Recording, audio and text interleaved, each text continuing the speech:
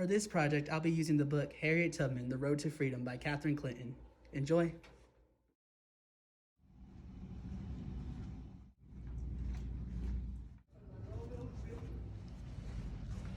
What are you guys doing here? I failed Mr. Contreras' test today. Now I have to go back for a retake. Yeah, me too. That test was way too hard. You guys did too? Man, that test was super hard. I swear he did not go over half of the material that was in that class. His class is the hardest class out of all my other classes. I seriously dread going to all his classes. You are not lying. I really don't get why we have to learn about the life of Harriet Tubman. Right? I don't get why she's so important in history. Well, let's go get this retake over with. Yeah. Let's go.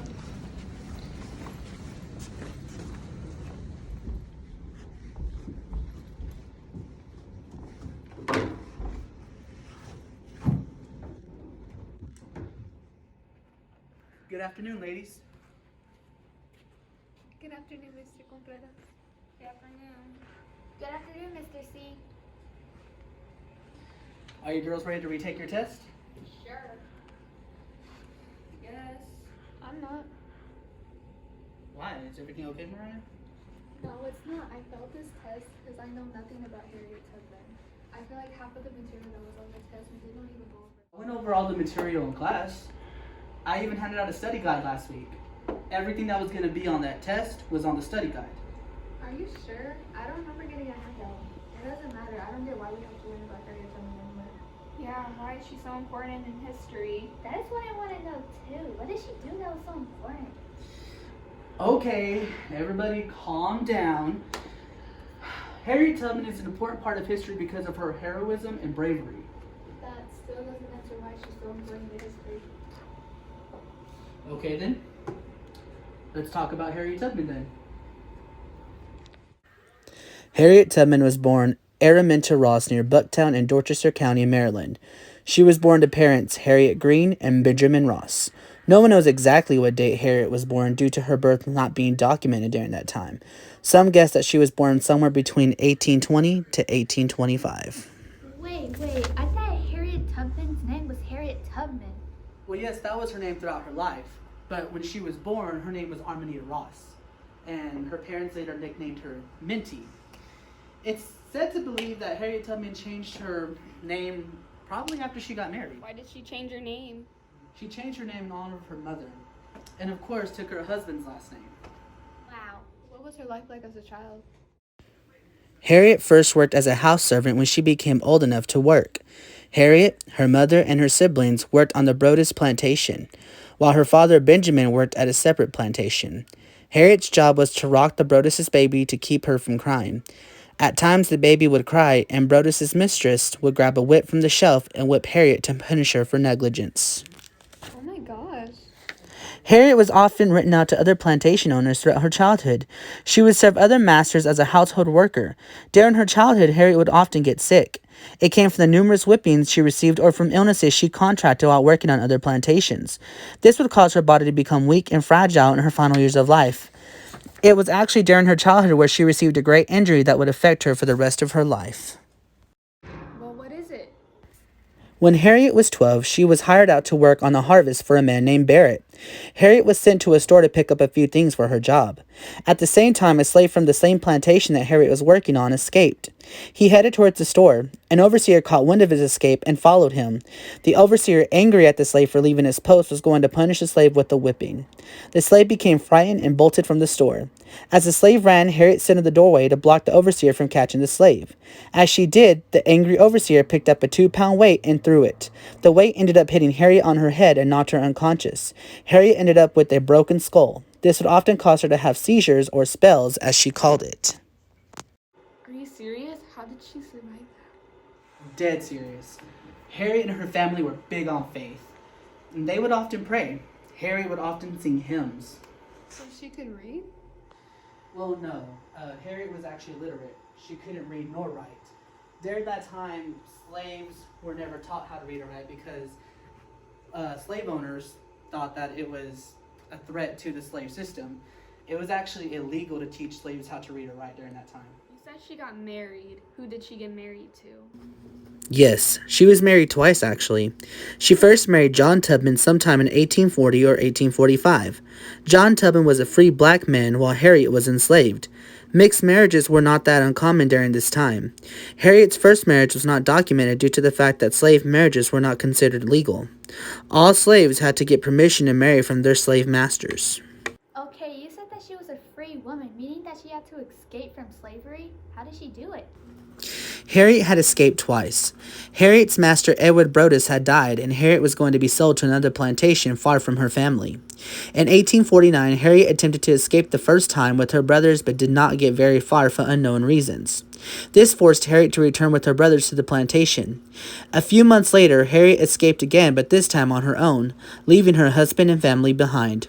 She made her way north, following what she would call the North Star. Along her journey, Harriet would stop at hideouts along the Underground Railroad before reaching her destination in Philadelphia. What was the Underground Railroad?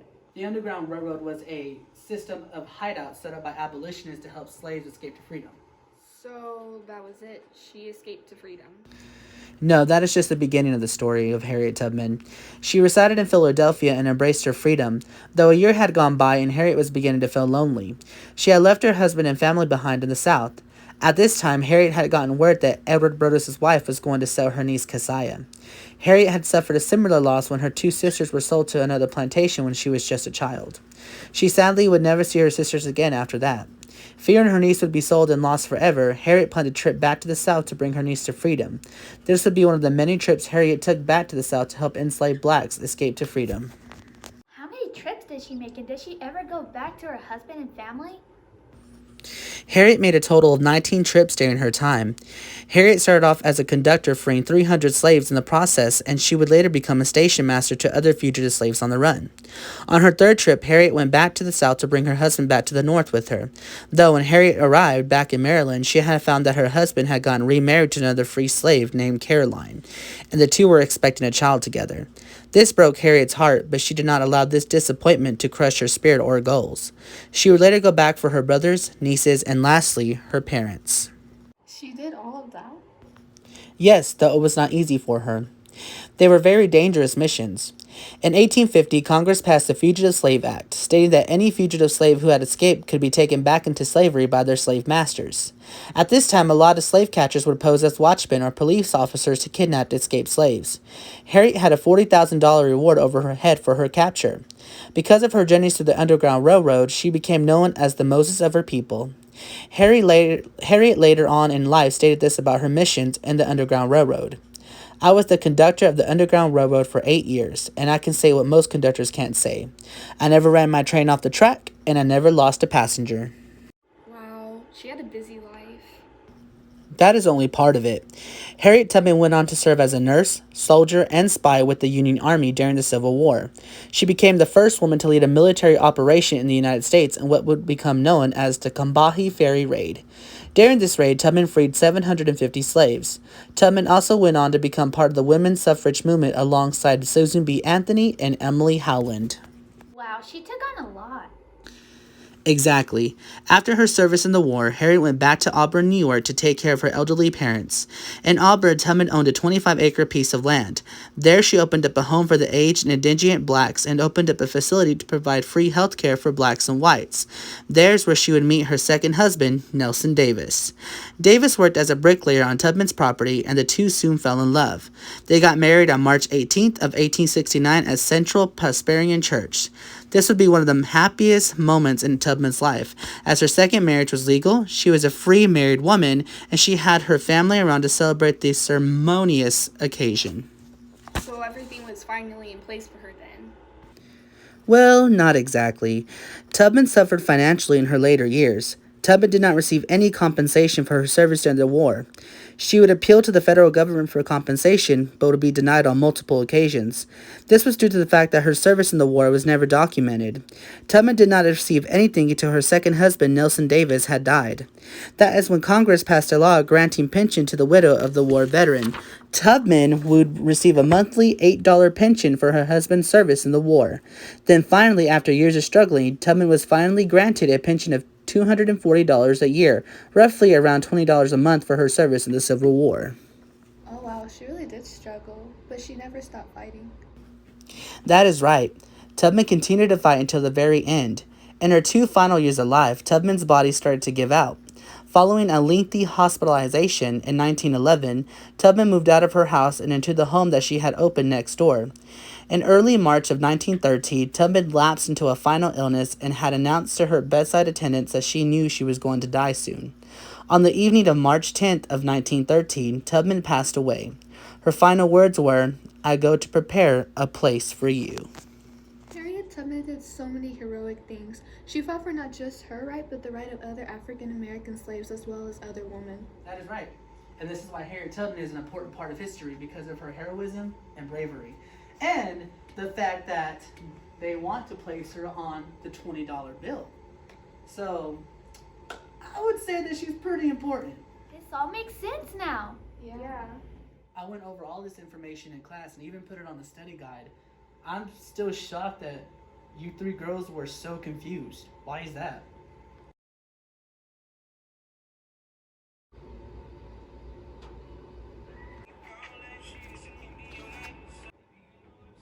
I don't know. Well, are you girls ready for your test now?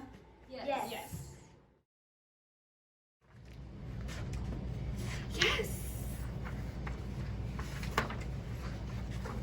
Heck yeah. All right. All right, girls, y'all have a good weekend. I'll see you on Monday morning. We'll be going over Rosa Parks next week. Awesome. I can't wait. Bye, Mr. Contreras. Lest we forget,